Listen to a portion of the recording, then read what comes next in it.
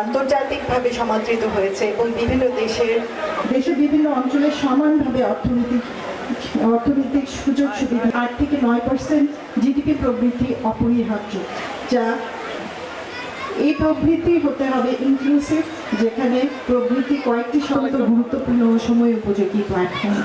এটি উদ্যোক্তাদের জন্য যদি আমরা পরিকল্পিতভাবে নারীদের হাই গ্রোথ সেক্টরে ক্যাপাসিটি বিল্ডিং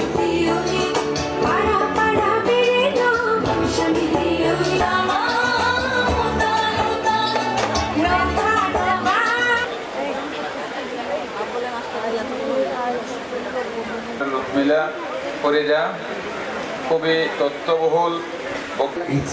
আমাদের সিটি ফাদার যদি চায় আপনাদের এটা আরো বড়ভাবে সুন্দর অর্গানাইজ করে দিতে। And my dear friends, নমস্কার, শুভ সন্ধ্যা, আসসালামু আলাইকুম। জনাব ডাক্তার সাদত হোসেন উপস্থিত আছেন, প্রেসিডেন্ট হাই কমিশনার অফ সংসদের সম্মানিত সংসদ সদস্য, এই সংসদীয় আসন চট্টগ্রাম 9 বিশেষ অতিথি মাননীয় সংসদ সদস্য জনাব মোহাম্মদ আবু সুফিয়ান। এই সম্মানিত সম্মাননা স্মারক গ্রহণ করছেন মাননীয় প্রধান অতিথি। আমরা যে এক্সপো বাংলাদেশ 2026 inaugural ceremony আমরা সবাই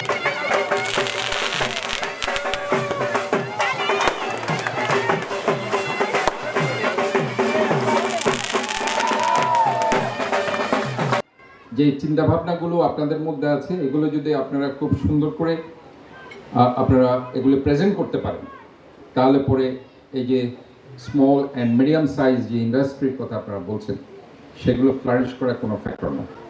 এবং আমি চট্টগ্রাম সিটি কর্পোরেশনের পক্ষ থেকে আপনাদেরকে বলতে চাই, এই চট্টগ্রাম একটা commercial city, is a commercial hub, is a life line of Bangladesh. কাজে আমি মনে করি যে আপনাদেরকে বাদ দিয়ে কখনো চট্টগ্রাম বাণিজ্যিক রাজধানী হতে পারে না।